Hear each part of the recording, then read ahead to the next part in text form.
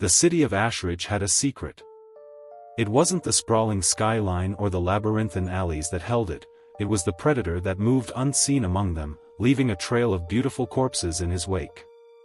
Detectives Emma Blake and Jason Carrick stood at the edge of the latest crime scene, a high-rise apartment overlooking the city's endless sprawl. The victim, a woman in her late 20s, was posed on the plush leather sofa, legs crossed, arms draped as though she were a doll. Her throat was slit with clinical precision, and on the coffee table before her was a single red rose. The air was thick with the smell of blood and perfume. Jason broke the silence, his voice low. Another one.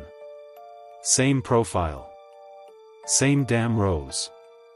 Emma's stomach churned, but she kept her face unreadable. And no sign of forced entry. He's either charming his way in, or they know him. Jason gestured to the window. Or he's a ghost. No fingerprints, no fibers, no hair. Nothing. But Emma's eyes lingered on a gap in the victim's dresser, where a small pile of clothes had spilled. He's not leaving nothing, she murmured. He's leaving absence. She pulled on gloves and rummaged through the drawer, confirming her suspicion. Her underwear's missing. Just like the others. Jason cursed under his breath. That makes 8. 8 victims, and the only thing tying them together is a goddamn flower and a missing pair of panties. The precinct had dubbed him the Crimson Collector. His victims were OnlyFans models or sex workers, women he seemed to admire but never touch in any way other than his blade. He killed them swiftly, posed them as though for a magazine spread, and always stole the same trophy. Forensics found no sign of struggle beyond a faint touch of adhesive residue on their wrists, suggesting brief restraint. He's not raping them, Emma said one night as they pored over photos of the victims. But this is intimate. The posing, the trophies. He's not just killing them, he's preserving them. Jason looked skeptical. Preserving them for what? A shrine? Some twisted fantasy? Emma tapped her pen against her chin, her gaze distant. He's an artist. Or he thinks he is. This is his gallery. The break came when a janitor discovered a grisly stash in an abandoned warehouse. Tucked behind rusted machinery was a wooden box containing pairs of panties, each carefully labeled with a name and a date. Jason and Emma catalogued them in grim silence. There were 9. 8 matched the known victims, but the 9th name was unfamiliar, Tessa Marks. Jason ran a search. She's alive. Works as a cam girl, lives in Old Town. Emma stood, grabbing her coat. Not for long if we don't get to her. Emma and Jason found Tessa at her apartment, a petite woman with bright pink hair and a razor-sharp tongue. She dismissed their concerns with a wry laugh. Some creep wants to kill me? Honey, that's half my subscriber base. But when Emma described the killer's ritual, Tessa paled. You're serious? Jason stepped forward. We want to use you to lure him out. We'll keep you safe, but we need to draw him in. Tessa hesitated, her bravado cracking. Finally, she nodded. Fine. But if he gets in here, you better be ready to shoot.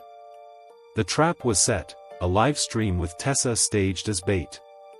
She performed as usual, the audience oblivious to the police surveillance team stationed in the next room. Hours passed with no sign of the killer. Jason was beginning to doubt the plan when Emma caught a flicker of movement on the security feed, a shadow slipping through the fire escape. He's here, she hissed. The killer moved with eerie silence, his black-clad figure blending into the dim light of Tessa's apartment. His mask was a smooth, featureless white. In one hand, he carried a knife, in the other, a red rose. Emma and Jason burst from their hiding spot, weapons drawn. Drop it! Jason shouted. The killer froze, tilting his head as if puzzled. Then, with a slow, deliberate motion, he placed the rose on the floor and held up his hands. Jason cuffed him while Emma scanned the room. "This doesn't feel right," she murmured. "Where's his stash? His trophies?" The killer chuckled, a soft, almost amused sound that sent chills down her spine. "You think this is over?" he whispered. Under interrogation, the killer, identified as Benjamin Creed, revealed nothing. He spoke only in riddles, his calm demeanor unshaken. "You found my collection," he said, smirking.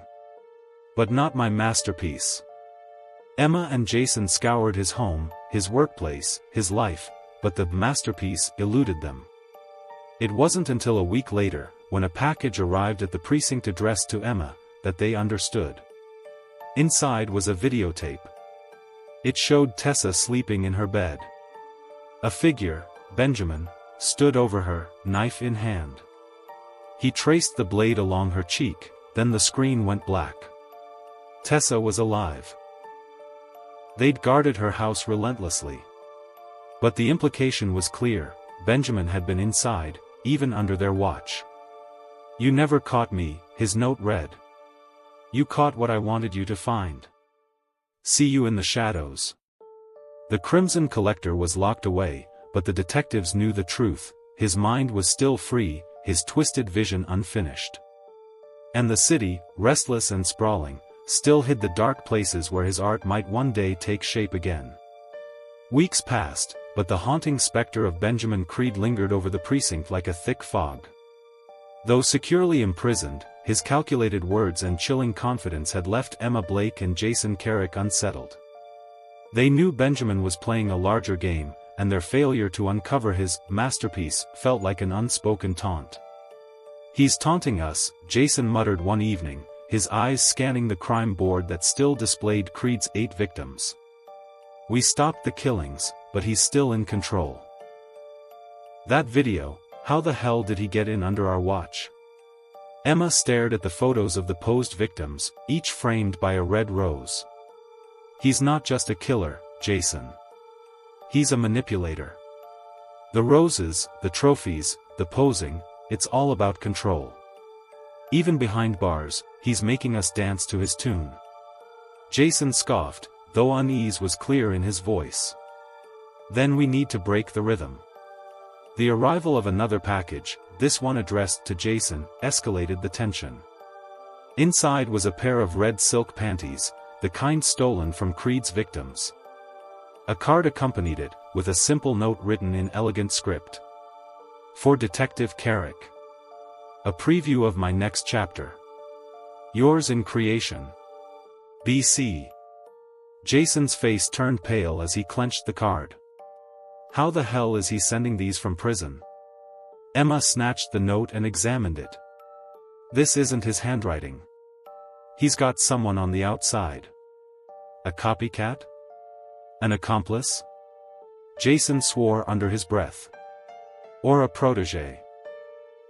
They visited Creed in his high-security cell, but the man they encountered was disturbingly unbothered.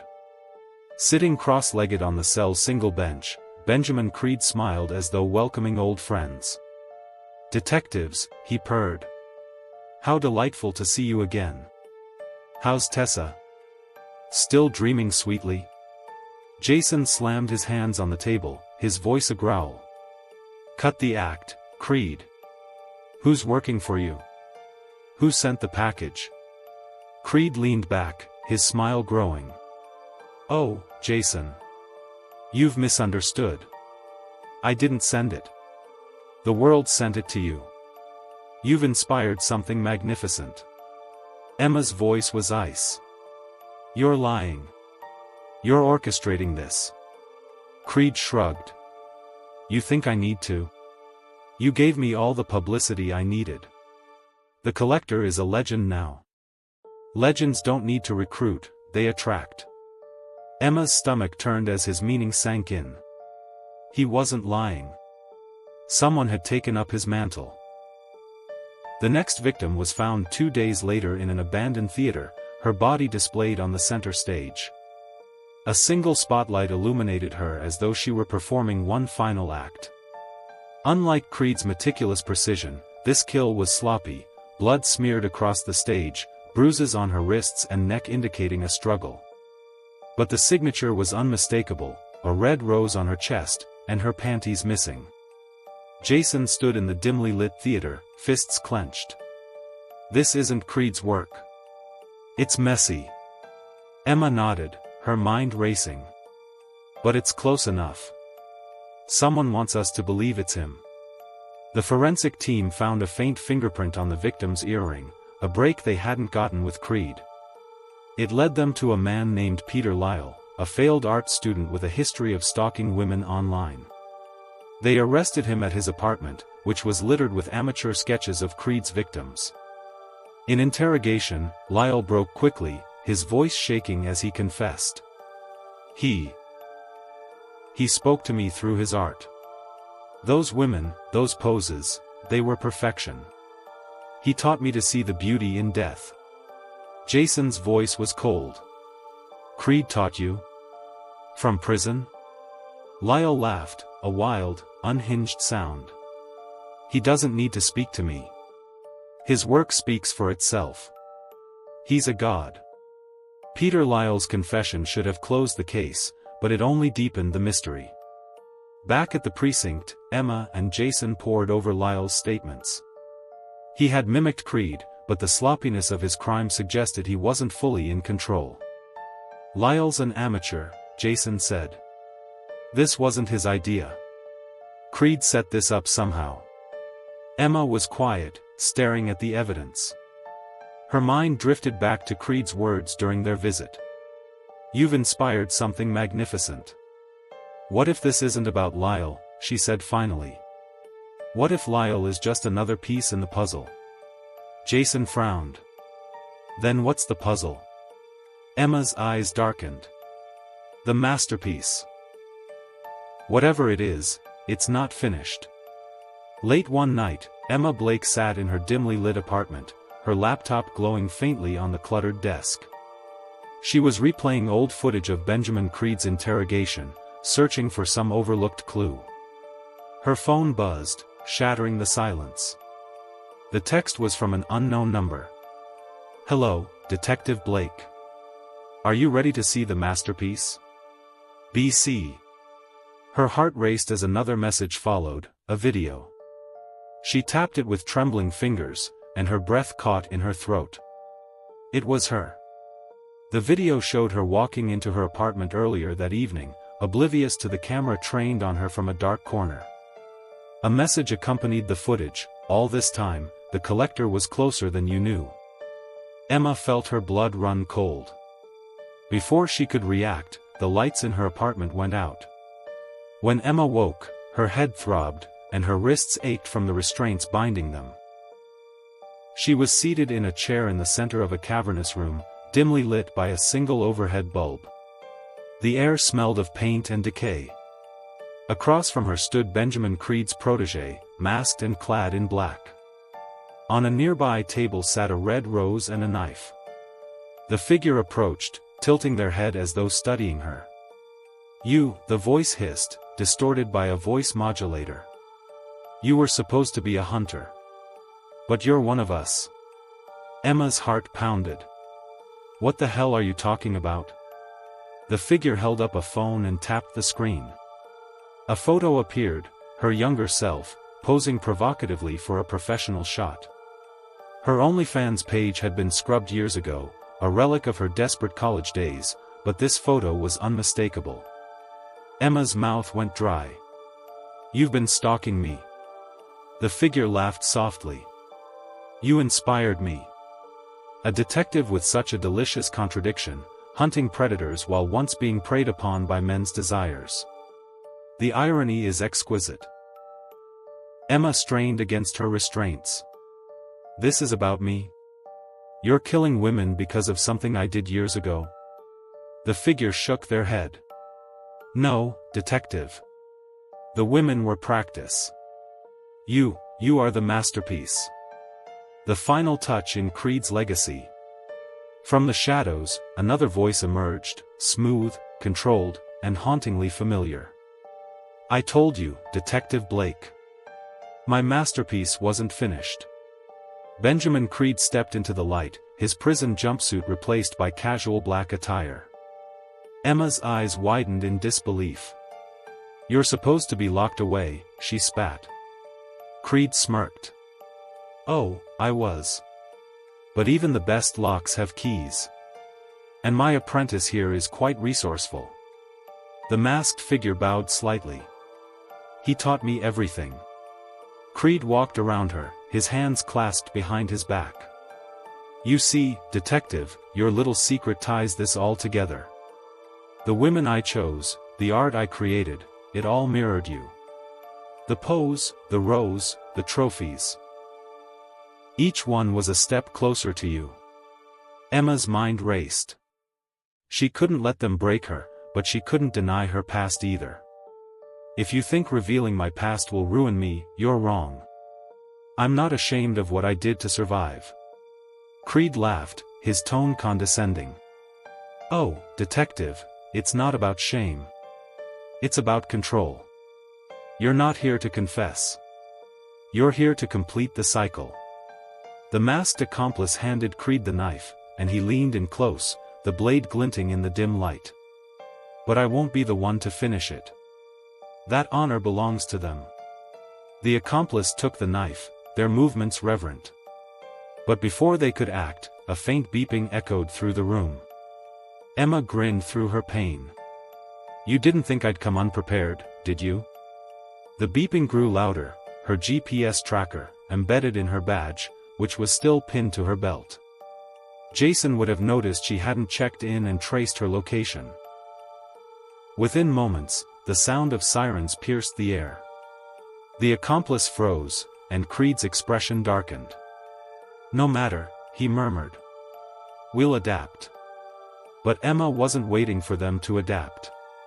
Using the distraction, she kicked the table, knocking over the knife and the rose. The accomplice lunged for her, but Emma had managed to loosen the rope on her wrists. She grabbed the knife and slashed at her captor, forcing them to retreat. The door burst open, and Jason stormed in, gun drawn. "Drop it," he barked. The accomplice hesitated, glancing at Creed. With a calm nod, Creed stepped back into the shadows and disappeared through a hidden door. The accomplice followed, vanishing before Jason could fire. Jason ran to Emma, untying her completely. "Are you okay?" Emma nodded, adrenaline coursing through her veins. "Creed's alive. He was here." The room was empty except for the chair, the rose, and the lingering scent of decay. Emma and Jason stood in silence as the reality of the situation set in. Creed was free, and his accomplice was still out there. Emma turned to Jason. "We have to end this. He's not just a killer anymore, he's creating a legacy." Jason's jaw tightened. "Then we destroy it." The Crimson Collector was no longer a ghost in the shadows. He was a force, and Emma knew that to stop him, she'd have to face not just his twisted art, but the dark chapters of her own story. The precinct was quiet as the late-night shift dwindled into the early hours of the morning. Detective Emma Blake sat at her desk, staring at a case file without reading it. Jason Carrick sat across from her, his own paperwork untouched. The weight of the Crimson Collector's case loomed over both of them, but something else lingered in the air between them, Emma's silence. "You've been distant," Jason said finally, breaking the stillness. "More than usual. You've been through hell, but this isn't just about Creed, is it?" Emma's lips pressed into a thin line. She leaned back in her chair, looking anywhere but at him. Finally, she spoke, her voice low and brittle. "He knows about my past, Jason. He's using it against me." Jason frowned. "Your past? What's he talking about?" Emma hesitated, the words sticking in her throat. But she forced them out. "When I was in college, I worked as a cam girl. OnlyFans, specifically. It wasn't a long time, just enough to cover my tuition and rent. It's not something I'm proud of, but I'm not ashamed either. I did what I had to do to survive." Jason blinked, processing the confession. And Creed knows? Emma nodded. Somehow, he found out. That's what all of this has been about. The victims, the posing, it's his way of telling me he knows. And now, it's out there, hanging over me like a noose. Jason leaned forward, his voice steady. Emma, listen to me. Your past doesn't define you. You've saved lives. You've put monsters like Creed behind bars. Whatever he thinks he can use against you, it's nothing compared to what you've accomplished. Emma managed a weak smile. Thanks, Jason. But Creed isn't just trying to humiliate me. He wants to destroy me. And I can't let him. The night was crisp and cold as Emma stepped out of the precinct. She pulled her coat tighter, her breath fogging in the chill. She'd stayed late, combing through case files for any thread that might lead to Creed or his accomplice. Jason had offered to drive her home, but she waved him off. The streets were quiet as she walked toward her car in the nearby parking lot. Her footsteps echoed in the stillness, but she couldn't shake the feeling that she wasn't alone. She glanced over her shoulder, but the lot appeared empty. Shaking her head, she muttered to herself. Paranoia's getting to you, Blake. As she reached for her car door, a sharp sting exploded at the back of her neck. Her hand flew up instinctively, finding a dart embedded in her skin. She stumbled, her vision blurring, as a shadowy figure emerged from the darkness. No, she slurred, her legs giving out beneath her. The last thing she saw was a pair of boots stepping closer before everything went black. When Emma regained consciousness, she was bound to a chair, her wrists tied tightly behind her back. Her head throbbed, and her mouth was dry. She was in a dimly lit room, the air thick with the scent of paint and decay. You're awake, came a smooth, familiar voice. Benjamin Creed stepped into the light, his face calm, his eyes alight with sadistic amusement. Beside him stood his masked accomplice, silent and imposing. Welcome to the final act, Detective, Creed said, his voice dripping with mockery. I must say, you've been a most compelling muse. But all great performances must end. Emma glared at him, her fear buried beneath a mask of defiance. You think this is going to end the way you want? You're wrong. Creed smiled, unfazed. You've been fighting me for so long, Detective. But this isn't a battle. It's a story. And tonight, we write the last chapter together. Jason sat at his desk, reviewing the latest forensic report when his phone buzzed. He frowned at the screen, a message from an unknown number. Detective Carrick. It's time to say goodbye to your partner. BC. His blood ran cold as a second message arrived, a photo of Emma unconscious, bound to a chair. In the background, the unmistakable outline of an old theater loomed. Jason sprang to his feet, grabbing his gun and calling for backup. Creed's got her, he growled. And I'm bringing her back. As he raced toward the theater, Jason's mind churned with fear and rage. Emma had confided in him, shared a vulnerable piece of herself, and now Creed was using it to destroy her. But Jason wasn't going to let him win. Jason burst through the theater doors, his weapon drawn. Creed, he shouted, his voice echoing. Let her go. Creed turned slowly, his face calm, as if Jason's arrival was part of his plan. Ah, the loyal partner. How touching. Emma struggled against her captor, her eyes locking with Jason's. Shoot him, she screamed. Jason hesitated, the fear of hitting Emma paralyzing him for a fraction of a second. It was all Creed needed. In one swift motion, Creed plunged the knife into Emma's chest. Her gasp echoed in the theater as blood blossomed across her shirt. Jason's scream of rage shook the rafters. Jason fired, the bullet striking Creed squarely in the chest. The killer staggered backward, his expression twisting into one of shock and disappointment. He dropped the knife and collapsed to the floor, a pool of blood spreading around him. The accomplice released Emma and fled into the shadows.